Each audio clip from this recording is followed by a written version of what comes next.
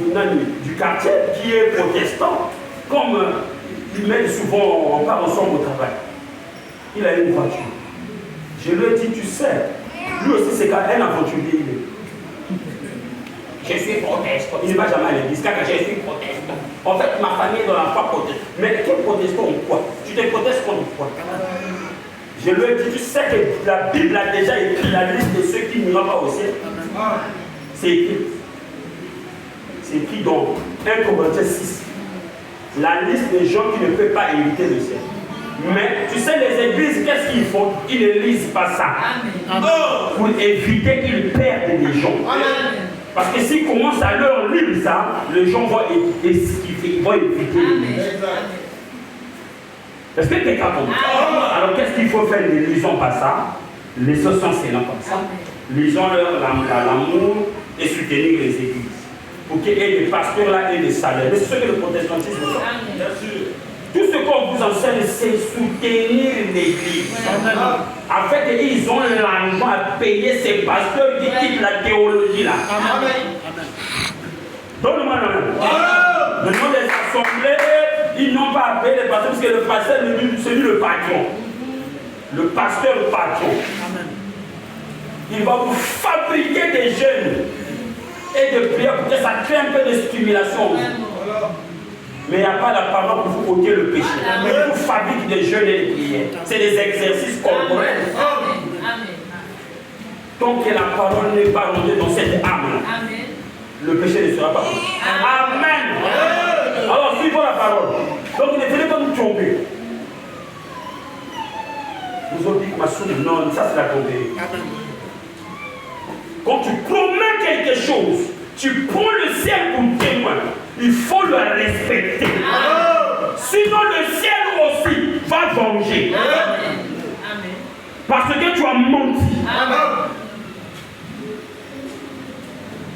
Je te promets, Seigneur, d'être fidèle. Quand tu trébuches, relève-toi. Dis à Dieu, pardonne-moi. Tu es un humain. Mais si tu continues dans cette voie, le ciel va aussi te combattre. Parce que tu l'as pris au témoin. Est-ce que ce n'est pas la vérité? Ce n'est pas la vérité? Voilà, alors revenons.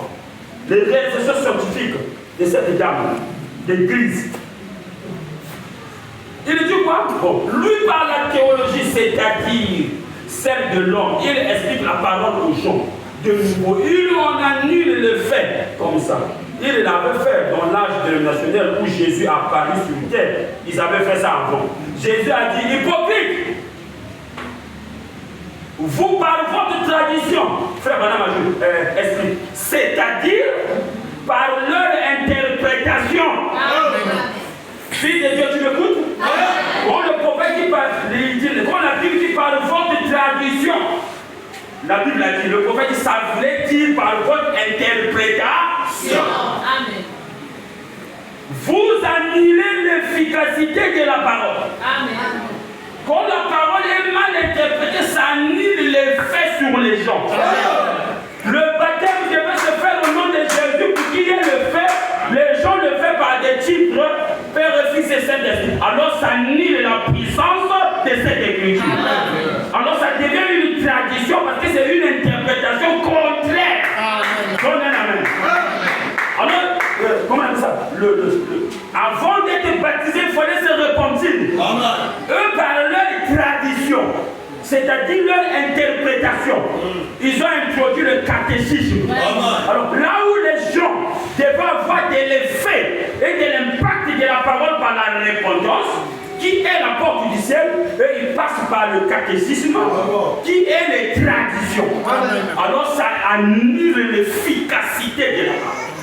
Où la parole devait dominer sur la personne, qu'est-ce qui domine? Ça devient des traditions et des credos. Par l'interprétation mauvaise. Donne-moi la main. Donne-moi encore la main. Là où les hommes allaient prier au nom de Jésus-Christ et que le Seigneur devait exaucer les prières du haut des cieux, les hommes ont introduit par leur tradition, par leur mauvaise interprétation, ils ont introduit une femme au nom de Marie. Et on est que les gens Jésus, les gens crient maintenant à mal. Alors ils annulent l'efficacité que l'effet et l'impact allait avoir dans la vie des gens. Mes frères, rentrez. Vous êtes trop dehors, rentrez. Frère Vianney, rentre. Toi tu es officiel, toi tu viens. Qui encore est dehors? Frère Claude, rentre ici. Voilà. Vous n'avez pas de bébé. Ceux qui ont des bébés, ils peuvent attendre que le bébé se calme. Ou je laisse là, je vais être d'abord poussé dehors. Là. Je finis, je rentre, je viens encore prêcher. Jésus l'a fait dans le temps, il a d'abord chicoté les gens et puis il continue à prêcher. On ne doit pas. Personne ici a plus de chaleur que moi ici. Amen. Vous voyez, j'ai que la pochette. Donc il y a prophète qui dit si vous ne supportez pas la chaleur dans votre église, vous ne pourrez pas supporter la chaleur de l'enfer. À l'enfer, ça fait plus chaud. Amen. Que dans l'église. Amen. Donc suivez la parole. Amen.